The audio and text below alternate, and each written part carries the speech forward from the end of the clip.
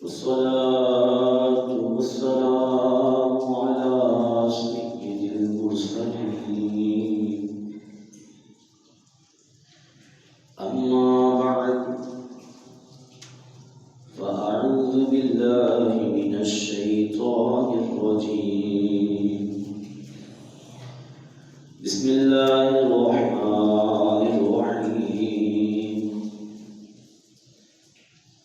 والله تبارك وتعالى في شان حبيبي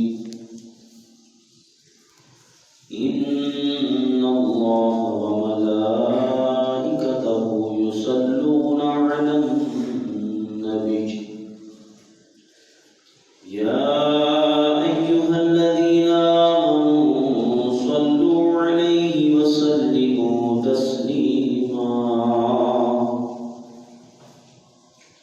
الصلاة والسلام عليك يا رسول الله الصلاة والسلام عليك يا حبيب الله الصلاة والسلام عليك يا رحمة للعالمين وعلى آلك وأصحابك يا خاتم النبيين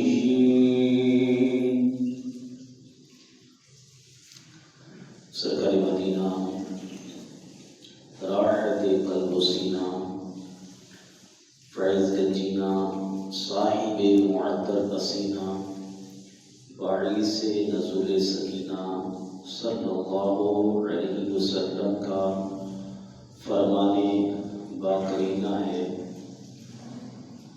کہ تم اپنی مجلسوں کو مجھ پر درود پڑھ کر آراستہ کرو، کیونکہ تمہارا درود پاک پڑھنا کل بروز قیامت تمہارے لیے نور ہوگا۔ اللہ کی بارگاہ میں دعا ہے کہ اللہ تبارک و تعالی مجھے اور آپ کو نبی پاک صلی اللہ علیہ وسلم پر زیادہ سے زیادہ درود و سلام پڑھنے کی توفیق عطا فرمائے۔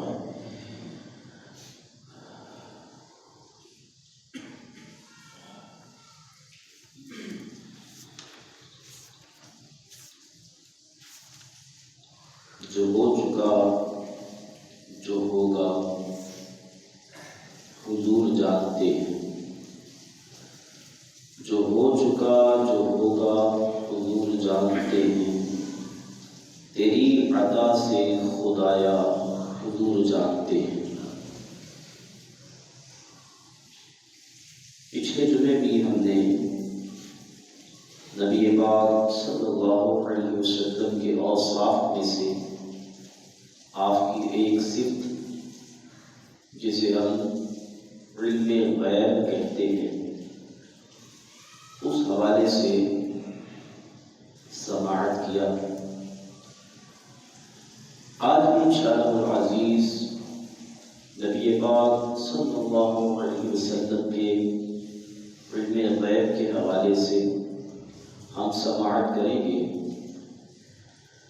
یہ موضوع ایمان سے تعلق رکھتا ہے اور جس کا نبی پاک صلی اللہ علیہ وسلم کے علم غیب پر اعتراض ہے، ایمان نہیں ہے، اس کا ایمان مکمل نہیں ہے۔ خود بھلے وہ کہتا پھر میں کلمہ گو ہوں، ایمان والا ہوں، مگر وہ ایمان والا نہیں ہے۔ آگے چل کے انشاءاللہ العزیز ہمیں پتہ چل جائے گا کہ وہ کیوں ایمان والا نہیں ہے۔ اللہ رب العالمین قرآن پاک میں ارشاد فرماتا ہے، بس اپنے غیب پر کسی کو مطلع نہیں فرماتا، یعنی اللہ رب العالمین اپنے غیب پر کسی کو مطلع نہیں فرماتا سوائے اسی رسول کے جسے وہ پسند فرمائے، کہ جس رسول کو وہ پسند فرما لیتا ہے اسے غیب کا علم عطا فرما دیتا ہے۔ اسی طرح اللہ رب العالمین دوسرے مقام پر ارشاد فرماتا ہے پارہ 4 میں، اللہ کی ارشاد نہیں کہ اے عام لوگوں تمہیں غیب پر مطلع کر دے، کہ عام لوگوں کو اللہ غیب عطا نہیں فرماتا، لیکن اللہ چن لیتا ہے اپنے رسولوں میں سے جسے چاہے۔ اب ان دونوں آیہ مبارکہ کے اندر اللہ رب العالمین نے واضح طور پر اپنے رسولوں کا ذکر فرمایا، جس رسول کو رب پسند فرماتا ہے اسے غیب کا علم عطا فرما دیتا ہے۔ تو دوسرے مقام پر بھی اللہ رب العالمین نے فرمایا لیکن اللہ چن لیتا ہے اپنے رسولوں میں سے جسے پسند فرمائے، جسے چاہے اس کو علم غیب عطا فرما دیتا ہے۔ اب رسول سارے اللہ رب العالمین کو پسند ہے، مگر رب تبارک و تعالیٰ کے خاص جو بندے ہیں، جو حبیب ہیں، جو اللہ رب العالمین جل شانہ کو محبوب ہے، وہ محمد عربی صلی اللہ علیہ وسلم کی ذات اقدس ہے۔ اور آقا کریم صلی اللہ علیہ وسلم کو علم غیب اللہ تبارک و تعالیٰ نے عطا فرمایا، کیونکہ رب تعالیٰ کو یہ پسندیدہ رسول ہے، اللہ رب العالمین کے محبوب ہیں، محبوب کریم صلی اللہ علیہ وسلم اللہ کے حبیب ہیں، تو اللہ رب العالمین نے اپنے محبوب کو علم غیب عطا فرمایا۔ اور اسی طرح اللہ رب العالمین جل شانہ قرآن پاک میں ارشاد فرماتا ہے، ہم نے جو کتاب آپ کی طرف نازل فرمائی، یعنی حضور کی طرف جو قرآن پاک نازل فرمایا، اللہ فرماتا ہے ہم نے جو کتاب آپ کی طرف نازل کی ہے اس میں ہر چیز کا بیان ہے، اور فرمایا اور اے محبوب آپ کو سکھا دیا جو آپ نہ جانتے تھے۔ پھر اسی طرح اللہ رب العالمین قرآن پاک میں ارشاد فرماتا ہے الرحمن علم القرآن، رحمان نے سکھایا قرآن، کہ قرآن پاک میں فرمایا کہ ہر چیز کا بیان ہے، ہر چیز اس میں اللہ رب العالمین نے بیان فرما دی، اور پھر فرمایا کہ ہم نے اس قرآن کو اپنے محبوب کریم صلی اللہ علیہ وسلم کو سکھا دیا، یعنی ساری چیزیں اپنے محبوب کو بیان فرما دی ہیں، اپنے محبوب کو سکھا دی ہیں۔ تو محبوب کو قرآن سکھانے والا رب قدیر ہے، اپنے محبوب کو قرآن سکھا رہا ہے۔ جب رب تبارک و تعالی اپنے محبوب کو سکھا رہا ہے تو نبی پاک صلی اللہ علیہ وسلم سیکھ رہے ہیں، تو اللہ رب العالمین ارشاد فرماتا ہے الرحمن علم القرآن، رحمان نے سکھایا قرآن، اور قرآن کے اندر ہر چیز کا بیان ہے۔ صحابہ کرام علیہ الرحمن کی اگر کوئی چیز گم ہو جاتی تو وہ قرآن سے تلاش کر لیتے، قرآن کی آیت مبارکہ پڑھتے اور پتہ چل جاتا کہ وہ چیز کہاں گم ہوئی ہے۔ تو قرآن پاک میں ہر چیز کا اللہ رب العالمین نے ذکر فرما دیا ہے، قرآن پاک میں ہر چیز کو بیان فرما دیا، اور اس قرآن پاک کو اپنے محبوب کریم صلی اللہ علیہ وسلم کو سکھا دیا۔ حضرت فاروق اعظم رضی اللہ تعالی عنہ آپ بیان فرماتے ہیں کہ ایک جگہ نبی پاک صلی اللہ علیہ وسلم تشریف فرما تھے اور ہم بھی تھے، کہ آپ نے مخلوق کی ابتدا سے لے کر انتہا تک، اور پھر جنتیوں کو جنت میں جانے اور دوزخیوں کے دوزخ میں جانے تک جو بھی معاملات تھے سارے کے سارے ہی بیان فرما دیے۔ مخلوق کی ابتدا کا کیسے ہوئی اور پھر انتہا کیسے ہوگی، اور پھر یہ جنت میں کیسے جائیں گے، جہنم میں کیسے جائیں گے۔ حضرت عمر فاروق اعظم فرماتے ہیں کہ نبی پاک صلی اللہ علیہ وسلم نے یہ ساری چیزیں بیان فرما دی۔ تو نبی پاک صاحب رولاق سیاہ فلاق صلی اللہ علیہ وسلم ایک مرتبہ ارشاد فرمانے لگے اپنی اپنی صورتوں میں مجھ پر میری تمام امت پیش کی گئی، جیسا کہ حضرت آدم علیہ السلام پر پیش کی گئی تھی، اور مجھے بتا دیا گیا کہ مجھ پر کون کون ایمان لائے گا اور کون کفر کرے گا، کون منافق ہوگا۔ نبی پاک صلی اللہ علیہ وسلم نے یہ بیان فرمایا کہ اپنی اپنی صورتوں میں تمام امت مجھ پر پیش کر دی گئی، مجھے بتا دیا گیا ہے کہ کون ان پر ایمان لے کر آئے گا، کون کفر کرے گا، کون منافق ہوگا۔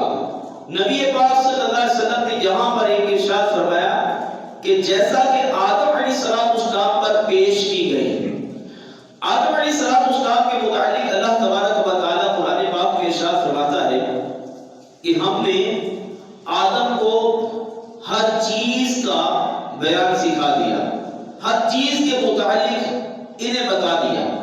ہر چیز کے متعلق کیا بتا دیا؟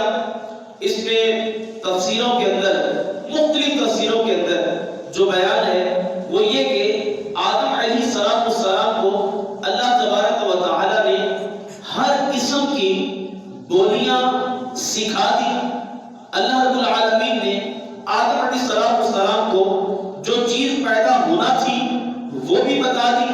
اللہ رب العالمین نے آدم علیہ السلام کو فرشتوں کے نام، ان کی اولادوں کے نام، پرندوں کے نام، جانوروں کے نام، زمین و آسمانوں کے اندر جو بھی مخلوق رہتی ہے سب کے نام اور ان کی اولادوں کے نام، جنت کے اندر جو نعمتیں ہیں ان کے نام اللہ تبارک و تعالیٰ نے ہر قسم کی بولیاں، حتیٰ کہ تفسیروں میں آتا ہے کہ اللہ رب العالمین نے آدم علیہ السلام کو 6 لاکھ زبانیں، 6 لاکھ قسم کی زبانیں وہ الہام فرما دی کہ آدم علیہ السلام کو رب تبارک و تعالیٰ نے ہر چیز کا علم عطا فرما دیا۔ 6 لاکھ زبانیں بھی اللہ رب العالمین نے آدم علیہ السلام کو سکھا دی کہ اللہ رب العالمین کے نائب اور خلیفہ یہ حضرت آدم ہے، اور نائب اور خلیفہ بندہ جسے بناتا ہے اس کو ساری چیزیں پہلے سمجھاتا ہے، اس کو بتا دیتا ہے کہ یہ کام اس طرح کرنے ہیں اور اس کا نام یہ ہے، اس کا طریقہ کار یہ ہے، اس کا انداز یہ ہے۔ تو قیامت تک کے لیے جو کچھ بھی دنیا کے اندر ہونا تھا، جس نے بھی دنیا میں آنا تھا، اللہ تبارک و تعالیٰ نے آدم علیہ السلام کو بتا دیا ہے، آدم علیہ السلام کو سکھا دیا۔ یہ تفسیروں کے اندر حضرت آدم علیہ السلام کا ذکر ہو رہا ہے، تو ساری امتیں آدم علیہ السلام کو پیش کی گئی، ان کی صورتیں دکھا دی گئی، تو آدم علیہ السلام کو ہر چیز بتا دی گئی۔ اب کسی کے ذہن میں یہ بھی آ سکتا ہے کہ اتنی ساری چیزیں قیامت تک جو آنے والا ہے، قیامت تک جو ہونے والا ہے، سب کچھ نبی پاک صلی اللہ تعالی علیہ وسلم حضرت آدم علیہ السلام کو رب تبارک و تعالیٰ نے کیسے سکھا دی؟ اتنی میموری، اتنا اسٹیمنا کہ رب تعالیٰ نے ان کو کیسے الہام عطا فرما دیا۔ اب دیکھیں یہ موبائل ہے، اس میں جتنا چاہے ڈیٹا آپ ٹرانسفر کر سکتے ہیں اور منٹوں کے اندر ٹرانسفر کر سکتے ہیں، سالوں کا ڈیٹا ٹرانسفر کر سکتے ہیں، آپ ہر چیز اس کے اندر ڈال سکتے ہیں، فیڈ کر سکتے ہیں۔ اب اگر یہ کوئی سائنس کی ایجاد ہے، کسی انگریز کی ایجاد ہے، تو اس کو تو سمجھ آ رہی ہے اور ہر بندہ یہ لیے پھرتا ہے، تو رب تبارک و تعالیٰ کی سمجھ نہیں آ رہی۔ اللہ جسے چاہے علم غیب عطا فرما دے، جسے رب تعالیٰ چاہے جو عدیل الہام عطا فرما دے، جس کو رب تعالیٰ چاہے آنے والے وقتوں کے متعلق ارشاد فرما دے۔ یہ کون سی بڑی ہے، کون سی بڑی بات ہے؟ تو رب تبارک و تعالیٰ نے آدم علیہ السلام کو ہر چیز سکھا دی، آدم علیہ السلام کو 6 لاکھ قسم کی زبانیں الہام فرما دی۔ تو نبی پاک صلی اللہ علیہ وسلم ارشاد فرماتے ہیں کہ جیسا کہ آدم پر پیش کی گئی، آدم علیہ السلام پر امتیں پیش کی گئی، ان کو بتا دیا گیا کہ کون کفر کرے گا، کون جو ہے وہ ایمان لے کر آئے گا، آدم کو پتہ چل گیا۔ تو نبی پاک صلی اللہ علیہ وسلم کے حضرت آدم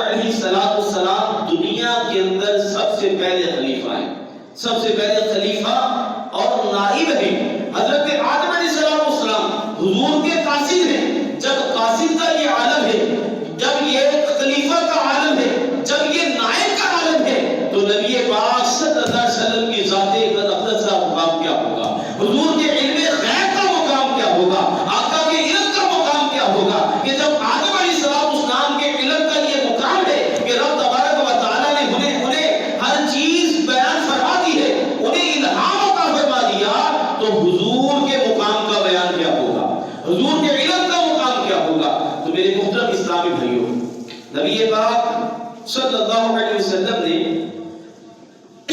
جب یہ ارشاد فرمایا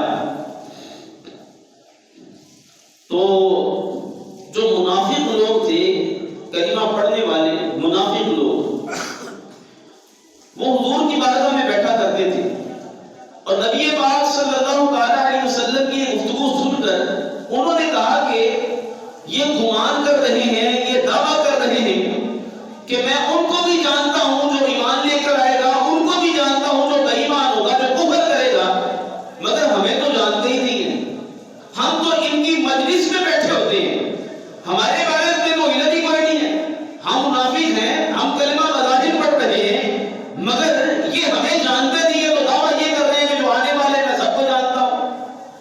جب انہوں نے اس طرح کی بکواس کی تو آقا کریم صلی اللہ علیہ وسلم کو علم ہوا، مگر حضور صلی اللہ علیہ وسلم خاموش رہے، کیونکہ رحمت للعالمین تھے، اور حضور صلی اللہ علیہ وسلم اس وقت تک زبان نہیں کھولتے، لب نہیں کھولتے جب تک کہ اللہ تبارک و تعالیٰ حکم نہیں فرماتا۔ حضور خاموش رہے۔ اب خاموشی پر بھی ان کو اعتراض تھا کہ اگر یہ جانتے ہوتے تو ہمیں بظاہر نہ کر دیتے کہ منافق ہیں۔ نبی پاک صلی اللہ علیہ وسلم خاموش رہے، وقت گزرتا گیا، آخر کار وہ وقت آ گیا کہ اللہ تبارک و تعالیٰ عز و جل نے اپنے محبوب مکرم صلی اللہ علیہ وسلم کو ارشاد فرمایا کہ محبوب اب ان لوگوں کو مومنوں سے جدا کرنے کا وقت آ گیا ہے۔ وہ لوگ جو آپ کی مجلس میں بیٹھتے ہیں اور آپ کے علم پر اعتراض کرتے ہیں، بظاہر کلمہ پڑھتے ہیں مگر وہ منافق ہیں، مومنوں کے ساتھ بیٹھے رہتے ہیں، اے محبوب اب وقت آ گیا ہے کہ ان منافقوں کو مومنوں سے الگ کر دو، پاک لوگوں سے پلید لوگوں کو الگ کر دو۔ اللہ رب العالمین نے جبریل کو حکم دیا کہ میرے محبوب کو فرما دو، میرے محبوب کو میرا فرمان سنا دو کہ ان لوگوں کو جو پلید لوگ ہیں، جو منافق لوگ ہیں، جو آپ کے علم پر اعتراض کرنے والے ہیں، جو یہ کہتے ہیں کہ حضور صلی اللہ علیہ وسلم علم غیب نہیں رکھتے، ان کا یہ اعتراض منافقانہ ہے، لہذا اے محبوب ان کو مومنوں سے علیحدہ کر دو۔ جمعے کا دن نبی پاک صاحب الولاق سیاہ فراق صلی اللہ علیہ وسلم نے خطبہ ارشاد فرمانے سے پہلے اعلان فرمایا کہ اے منافقوں تم میری مسجد سے نکل جاؤ، آج میری مسجد سے چلے جاؤ۔ اب ان کا چونکہ یہ یقین تھا، ان کا یہ اعتقاد تھا، ان کا یہ ایمان تھا کہ یہ تو جانتے ہی نہیں، ان کو کیا پتا کہ منافق کون بیٹھا ہوا ہے۔ اب وہ بیٹھے رہے۔ نبی پاک صلی اللہ علیہ وسلم نے پھر ارشاد فرمایا اے منافقوں اٹھ کے چلے جاؤ ورنہ تمہارے نام لے لے کر تمہیں نکالوں گا۔ اب منافق پھر بھی بیٹھے رہے۔ پھر نبی پاک صلی اللہ علیہ وسلم نے نام لینے شروع کر دیے۔ آقا کریم صلی اللہ علیہ وسلم نے ارشاد فرمایا فلاں بن فلاں کھڑا ہو جا، تو منافق ہے، مسجد سے باہر نکل جا۔ اب جو کھڑا نہیں ہوتا تھا حضرت عمر فاروق اعظم، ابو بکر صدیق، عثمان غنی، علی بن مرتضیٰ، دیگر صحابہ کرام ان کے بازوں کو پکڑتے مسجد سے باہر دھکا دیتے تھے۔ نبی پاک صلی اللہ علیہ وسلم فرماتے فلاں بن فلاں تم بھی منافق ہے، کھڑا ہو باہر نکل جا، اے فلاں بن فلاں تم بھی منافق ہے، کھڑا ہو باہر نکل جا۔ ملا علی قاری فرماتے شفا شریف کے اندر 470 لوگ 300 آدمی اور 170 عورتیں جو مسجد سے باہر نکالی گئی، جن کے نام لے لے کر نبی پاک صلی اللہ علیہ وسلم نے مسجد سے باہر نکالا۔ 470 لوگ جو منافق نبی پاک صلی اللہ علیہ وسلم کے علم غیب پر اعتراض کرنے والے، رب تبارک و تعالیٰ کو بھی گوارا نہ ہوا کہ جو میرے محبوب کریم علیہ السلام کے اوصاف پر یہ حضور کی صفت ہے، حضور کا وصف ہے کہ نبی پاک صلی اللہ علیہ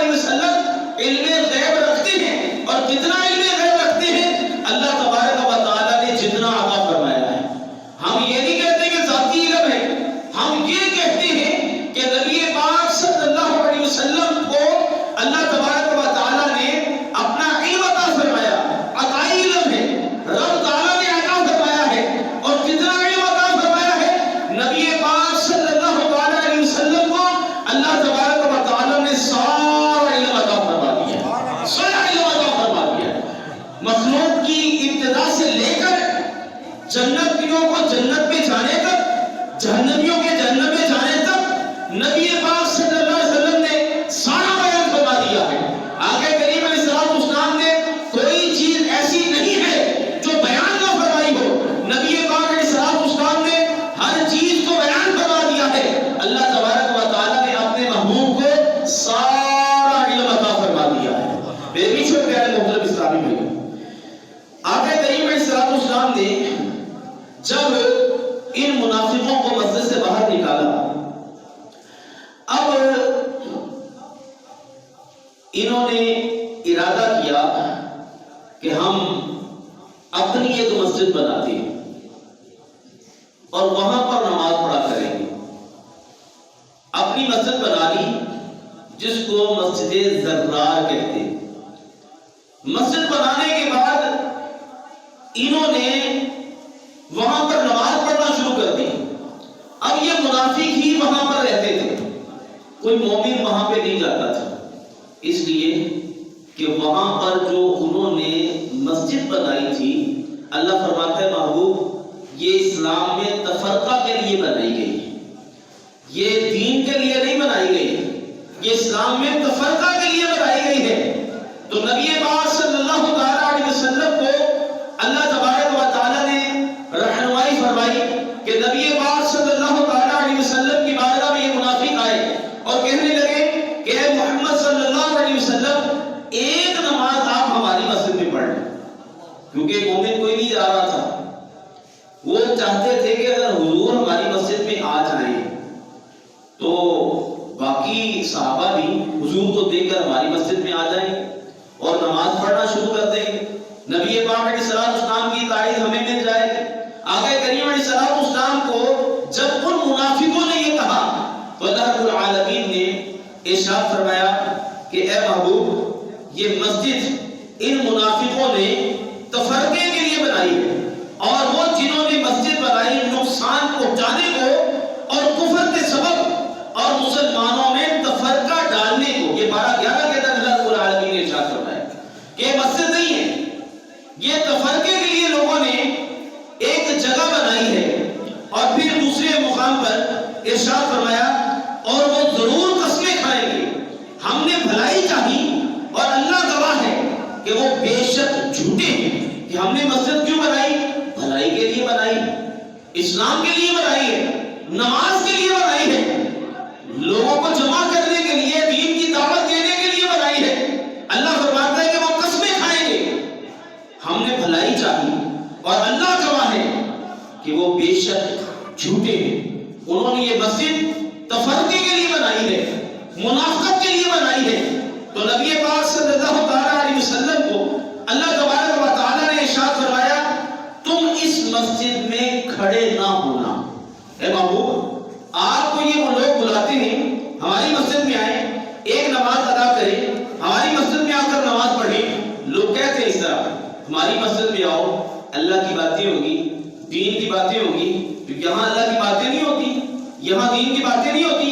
वहां कौन सी अल्लाह की बातें होती हैं, वहां कौन से दीन की बातें होती हैं जिस दीन के अंदर नबी पाक सल्लल्लाहु अलैहि वसल्लम की जात अक़दस नहीं है, आका करीम अलैहिस्सलाम की फजीलत नहीं है, हुजूर की शान नहीं है, वो दीन नहीं है।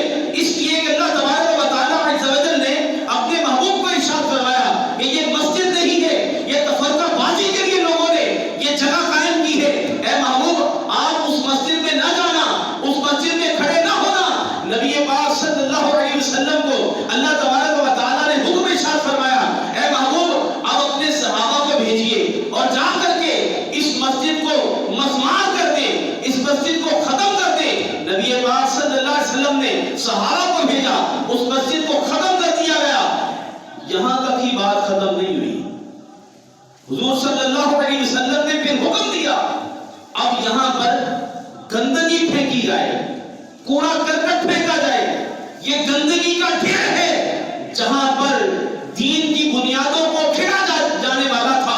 ये वो जगह है जहां पर तफरका फैलाया जा रहा था। लिहाजा ये मस्जिद नहीं है, ये कूड़े का ढेर है। यहाँ पे गंदगी फैलाई जाए, यहाँ पे गंद और जो है कूड़ा करकट फेंका जाए। तो मेरे बीच में प्यारे मोहतरम इस्लामी भाई, یہ لوگ جو نبی پاک صلی اللہ علیہ وسلم کے علم پر اعتراض کر رہے تھے، اللہ تبارک و تعالیٰ نے فرمایا کہ یہ منافق ہے۔ اب اگر وہ لوگ جو حضور کے علم پر اعتراض کرتے ہوں اور پھر اپنی مسجدیں بھی بنا لیں اور وہاں پر لوگوں کو جمع کریں اور کہیں کہ ہم تو بھلائی کر رہے ہیں، ہم تو یہ لوگوں کو دین کی طرف بلا رہے ہیں، رب تبارک و تعالیٰ فرماتا ہے کہ یہ تفرقہ پھیلا رہے ہیں۔ جو میرے محبوب کریم صلی اللہ علیہ وسلم کے علم پر اعتراض کرنے والے ہیں، جو حضور کو غیب دان نہیں ماننے والے، وہ تفرقہ پھیلانے والے ہیں۔ اگر اس طرح کی کسی کی مسجد ہے تو وہ مسجد نہیں ہے، وہ کوڑے کا ڈھیر ہے۔ تو اے محبوب، اس مسجد میں نہیں جانا، اس مسجد میں کھڑے نہیں ہونا۔ تو پتہ یہ چلا کہ ان مسجدوں کے اندر نہیں جانا چاہیے جہاں پر نبی پاک صلی اللہ علیہ وسلم کے علم پر اعتراض ہوتا ہو۔ کتابوں کے اندر انہوں نے کیا کہا؟ اگر ہم کسی بندے کو، عام کسی بندے کو کہہ دیں اور تیرا علم کھوتے رہتا ہے، تیرا علم کتے رہتا ہے، تیرا علم سور رہتا ہے، تیرا علم بکرے رہتا ہے، تو یہ اس کی توہین نہیں ہے؟ کسی عام بندے کو کہہ دیں، کسی کو بھی ہم کہہ دیں جا تیرا علم ہی کھوتے رہتا ہے، کتنی بڑی توہین ہے اس کی؟ اب وہ لڑے گا نہیں، اس کی توہین نہیں ہے؟ اگر ان کے لوگوں میں سے کسی کے عالم کو کہہ دیں کہ وہ دا علم کے جانور ورگ ہے، اور جانوروں کے اندر تو سارے جانور شامل ہو گئے، سور بھی شامل ہو گیا اس کے اندر وہ جتنے جانور ہیں سارے شامل ہیں، اگر کسی ان کے عالم کو کہہ دیا جائے تو آپ کے گریبان کو ہاتھ ڈالیں گے، اور تو ساڑھے عالم نے کی کہہ دیتا ہے۔ تو اگر یہی لوگ یہ کہیں کہ نبی پاک صلی اللہ علیہ وسلم کا علم تو جانوروں کی طرح ہے، پاگلوں کی طرح ہے، تو مجھے بتائیے کہ ہم کس طرح ان کے پیچھے کھڑے ہوں؟ کیسے ان لوگوں کے پیچھے نماز پڑھیں جو حضور کے علم کو جانوروں کے علم کے مطابق جو ہے وہ تشبیہ دے رہے ہیں، حضور کے علم کو پاگلوں کے علم کے ساتھ تشبیہ دے رہے ہیں؟ پھر لوگ کہتے ہیں سارے ٹھیک نہیں اور کسی کو کچھ نہیں کہنا چاہیے تھا، نہ کہہ، تو ہی ہوتے اللہ بن جا، کسی کو کچھ نہیں کہنا چاہیے۔ نبی پاک صلی اللہ علیہ وسلم نے ایک لکیر کھینچی اور فرمایا کہ یہ سیدھا رستہ ہے اور یہی رستہ اللہ کا رستہ ہے۔ پھر حضور نے سائڈوں پہ لکیریں کھینچی اور فرمایا یہ شیطان کا رستہ ہے، یہ جتنے بھی رستے ہیں شیطانی رستے ہیں، سیدھا رستہ ایک ہی ہے، جنت والا رستہ ایک ہی ہے، رب تعالیٰ پر جانے والا رستہ ایک ہی ہے۔ تو اللہ رب العالمین کے محبوب نے ارشاد فرمایا کہ سیدھا رستہ ایک ہے، باقی سارے رستے شیطان کے رستے ہیں۔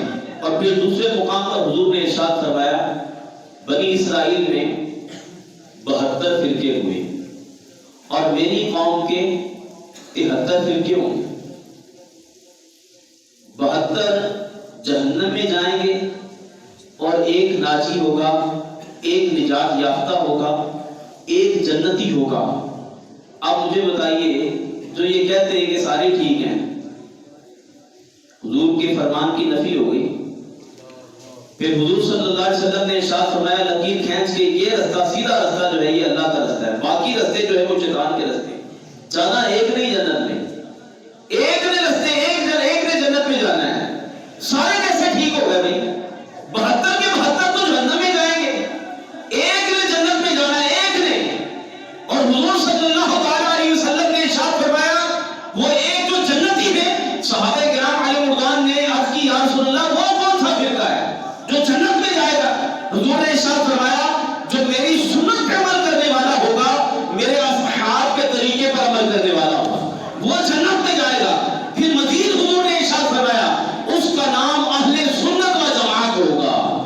آقا کریم علیہ السلام نے ساری کتابوں کے اندر، احادیث کی ساری کتابوں کے اندر یہ الفاظ موجود ہیں کہ حضور نے ارشاد فرمایا وہ اہل سنت و جماعت ہوگی، تو جنت میں جائیں گے۔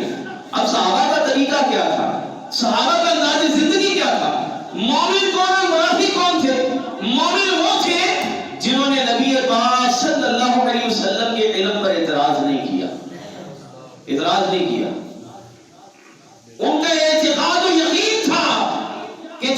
چکا ہے تو ہوگا، حضور جانتے ہیں، خدا کی عطا سے حضور جانتے ہیں۔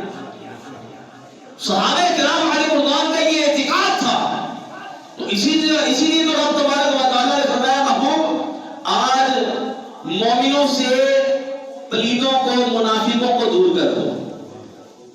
مومن کون ہے؟ جو حضور کے علم پر یقین رکھنے والے۔ منافق کون تھے؟ جو حضور کے غیب پر اعتراض کرنے والے تھے۔ تو رب تعالیٰ نے واضح کر دیا۔ پھر حضور صلی اللہ علیہ وسلم نے بھی اپنی مسجد سے ان منافقوں کو نام لے لے کر نکالا۔ تو حضور نے ارشاد فرمایا جو میرے طریقے پر عمل کرنے والا اور میرے اصحاب کے طریقے پر عمل کرنے والا وہ جنتی ہوگا۔ تو اس لیے سارے ٹھیک نہیں ہیں، اپنے ایمان کو مضبوط کریں، اپنے اعتقاد کو مضبوط کریں، اور ڈھنکے کی چوٹ پہ یہ اعلان کریں تجھ سے اور جنت سے کیا مطلب، اور منکر دور ہو، تم سے اور جنت سے کیا مطلب، اور منکر دور ہو، ہم رسول اللہ کے، جنت رسول اللہ کی۔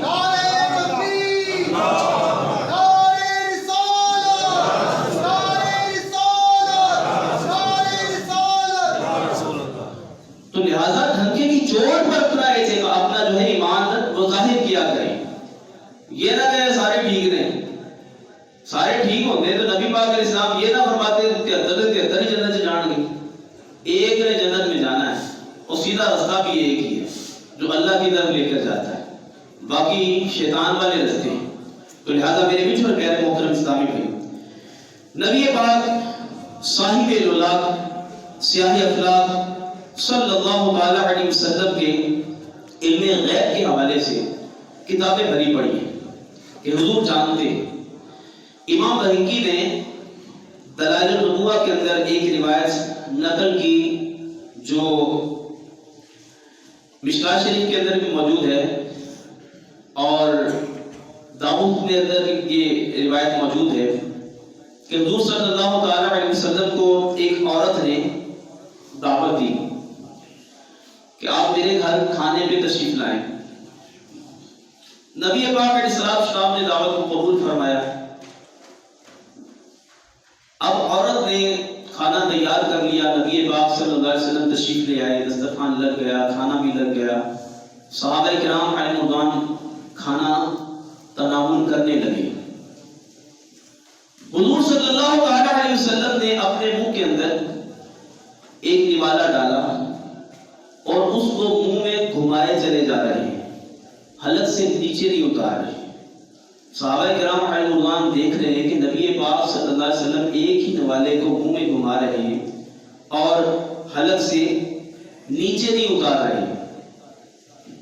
اب نبی پاک علیہ السلام نے دیکھا کہ صحابہ کو تجسس ہو رہا ہے، صحابہ تو کھانا کھا رہے تھے۔ نبی پاک صلی اللہ تعالی علیہ وسلم نے ارشاد فرمایا، اسی دوران فرمایا کہ یہ جو بکری ذبح کی گئی ہے، جس کا ہمیں گوشت کھلایا جا رہا ہے، یہ جو بکری ذبح کی گئی ہے یہ مالک کے اذن کے بغیر ذبح کی گئی، جس کا گوشت ہمیں دیا گیا۔ اب اس بات سے اندازہ کیجئے کون سا ایسا آلہ کائنات کے اندر ہے، کون سی ایسی زبان ہے کائنات کے اندر جو زبان یا آلہ یہ بتا سکے یہ حلال ہے یہ حرام ہے۔ کیسا غیب ہے نبی پاک علیہ السلام، منہ میں نوالا رکھا ہے، اور نبی پاک صلی اللہ علیہ وسلم فرماتے ہیں کہ جو بکری ذبح کی گئی ہے یہ مالک کے اذن کے بغیر ذبح کی گئی۔ جس عورت نے دعوت دی تھی اس عورت کو بلایا، نبی پاک صلی اللہ علیہ وسلم نے پوچھا کیا واقعی ایسا ہے؟ عرض کی یا رسول اللہ واقعی ایسا ہے۔ ہوا یہ کہ میں آپ کو دعوت دے چکی، تو پھر میں نے اپنی خادمہ کو، جیسے بقی ہے ایسے وہاں پر علاقہ تھا نقی، وہاں پر جانوروں کا کاروبار ہوتا ہے، تو میں نے اپنی خادمہ کو نقی میں بھیجا، وہاں سے کوئی بکری خرید لائے مگر وہاں سے بکری نہ ملی۔ پھر مجھے خیال آیا کہ میرے ہمسائے نے بکری لی ہے، لہذا میں اس سے پوچھتی ہوں، اس سے خرید لیتی ہوں، چونکہ دعوت میں دے چکی تھی، اب کسی طریقے سے انتظام تو کرنا تھا۔ اب میں جب ان کے گھر گئی تو اس کی بیوی سے میری ملاقات ہوئی، شوہر اس کا گھر نہیں تھا۔ اب چونکہ مالک شوہر ہے اور میں نے اس کی بیوی سے سودا کر لیا، اس کی بیوی سے جب میں نے سودا کیا، پیسے دے دیے، بکری لا کر میں نے ذبح کی اور پکا دی۔ اب شرعی طور پر تقاضا تو یہی بنتا ہے کہ جو اس کا اصل مالک ہے اس کا اذن، اس کی اجازت لینی چاہیے تھی، مگر میں نے اس کی اجازت نہیں لی کیونکہ وقت تھوڑا تھا۔ میں نے کہا کہ اس کو ذبح کر دیا جائے۔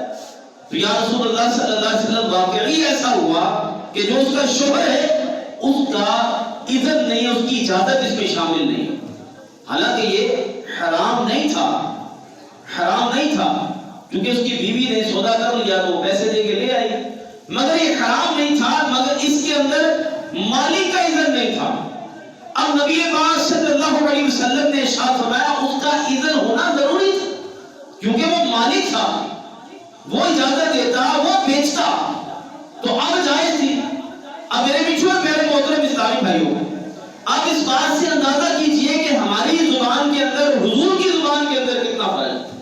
نبی پاک صلی اللہ تعالی علیہ وسلم کی زبان کے ساتھ جیسے ہی وہ گوشت لگا، آقا کریم علیہ السلام جان گئے، حضور صلی اللہ تعالی علیہ وسلم پہچان گئے کہ اس بکری کو جو ذبح کیا گیا ہے یہ مالک کے اذن کے بغیر ذبح کیا گیا ہے۔ ہم ٹھنڈا گرم جان سکتے ہیں، میٹھا پھیکا جان سکتے ہیں، مگر یہ نہیں جان سکتے۔ قیامت تک کے لیے کوئی نہیں جان سکتا۔ یہ بھی میرے آقا کریم صلی اللہ علیہ وسلم کا علم غیب ہے، حضور کی شان ہے، حضور کی صفت ہے، حضور کی فضیلت ہے۔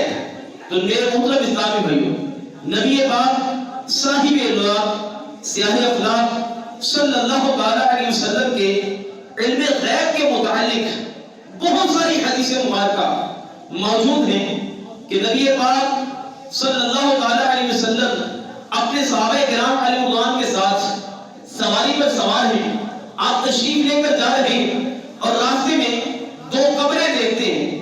جب قبریں دیکھتے سواریاں رک جاتی ہیں۔ نبی پاک علیہ السلام کی بارگاہ میں عرض کی، یا رسول اللہ صلی اللہ علیہ وسلم سواریاں کیوں رک گئی؟ ارشاد فرمایا کہ دو جو قبروں والے ہیں ان کو عذاب ہو رہا ہے، قبروں والوں کو عذاب ہو رہا ہے کہ قبر کے اندر کون ہے اور کس کو عذاب ہو رہا ہے حضور یہ بھی جانتے ہیں۔ نبی پاک صلی اللہ علیہ وسلم یہ بھی جانتے ہیں کہ قبروں کے اندر ایمان والا ہے یا کافر ہے یا منافق ہے۔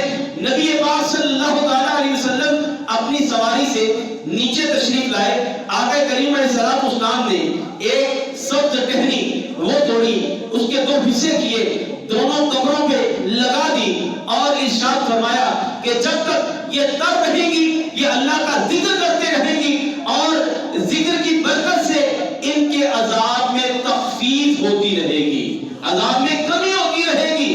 نبی پاک علیہ السلام نے جب یہ لگا دی، اب صحابہ کرام علیہ رضوان کا عقیدہ، ان کا اعتقاد میرے طریقے پر اور میرے صحابہ کے طریقے پر چلنے والا ہی جنتی ہے، صحابہ کے طریقے پر چلنے والا ہی جنتی ہے۔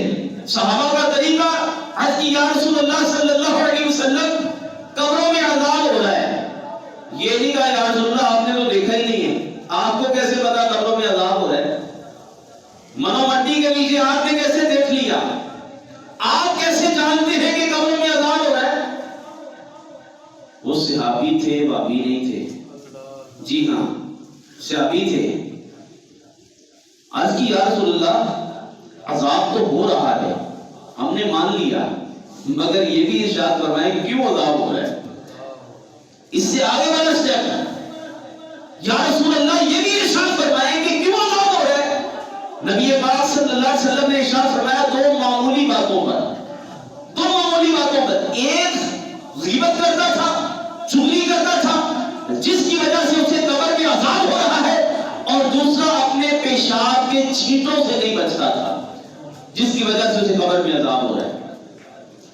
یہ نبی پاک صلی اللہ تعالی علیہ وسلم کا علم غیب کہ آپ قبروں میں بھی جانتے ہیں کس کو عذاب ہو رہا ہے اور کس وجہ سے عذاب ہو رہا ہے، کیونکہ حضور نے ارشاد فرمایا اپنی اپنی صورتوں میں مجھ پر میری امت پیش کر دی گئی، جیسے آدم علیہ السلام پر پیش کی گئی، اور میں جانتا ہوں کون کفر کرے گا اور کون ایمان لے کر آئے گا، میں جانتا ہوں کون منافق ہوگا، کون جنت میں جائے گا، کون دوزخ میں جائے گا۔ تو اس لیے حضور جانتے ہیں ہمارے اعمال نبی پاک صلی اللہ علیہ وسلم سے پوشیدہ نہیں ہے۔ ایک روایت میں آتا ہے کہ ہر روز حضور کی بارگاہ میں حضور کے امتیوں کے اعمال پیش کیے جاتے ہیں۔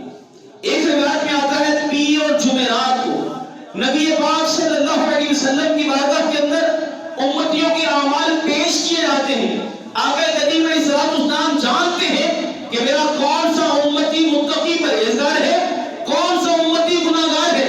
حضور فرماتے ہیں کہ جو امتی متقی پرہیزگار ہوتا ہے، نماز پڑھنے والا ہوتا ہے، نیک اعمال کرنے والا ہوتا ہے، دین پر عمل کرنے والا ہوتا ہے، تو میں رب تعالیٰ کی بارگاہ کے اندر عرض کرتا ہوں اے مالک و مولا مزید اسے توفیق عطا فرما، اور میں اللہ کا شکر ادا کرتا ہوں، اللہ کی حمد کرتا ہوں، اور اگر میرا کوئی امتی گناہگار ہوتا ہے، اسیاں شرار ہوتا ہے، تو پھر میں رب تعالیٰ کی بارگاہ میں عرض کرتا ہوں ربی حولی امتی، اے مولا میرے اس امتی کو بخش دے، اے اللہ میرے اس امتی کو بخش دے یہ جو گناہگار ہے۔ تو حضور کی بارگاہ میں اعمال پیش کیے جاتے ہیں۔ حضور جانتے ہیں کہ میرا کون سا امتی گناہگار ہے، کون سا امتی نیکوکار ہے۔ تو میرے بیچ میں پیارے محترم اسلامی بھائیوں، نبی پاک صاحب اللہ سیاہ افلاک صلی اللہ تعالی علیہ وسلم ہر چیز کے بارے میں علم رکھتے ہیں۔ یہ بات اتنا وسیع ہے کہ اس پر 20 جمعے بھی پڑھا لیے جائیں تو یہ ختم ہونے والا نہیں۔ یہ حضور کے علم غیب کا باب اتنا وسیع ہے، اس میں 20 جمعے بھی پڑھا لیے جائیں تو یہ ختم ہونے والا نہیں ہے، مگر ہمارا اعتقاد، ہمارا ایمان یہ مضبوط ہونا چاہیے کہ جو ہو چکا، جو ہوگا حضور جانتے ہیں۔ ہر چیز کے متعلق نبی پاک صلی اللہ علیہ وسلم کو علم۔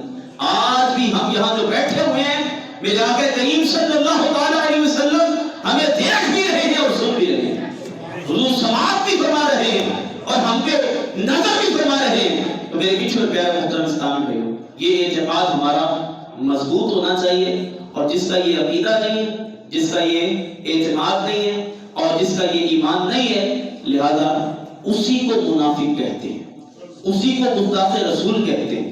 اللہ کی بارگاہ میں دعا ہے اللہ تعالیٰ ہماری حاضری کو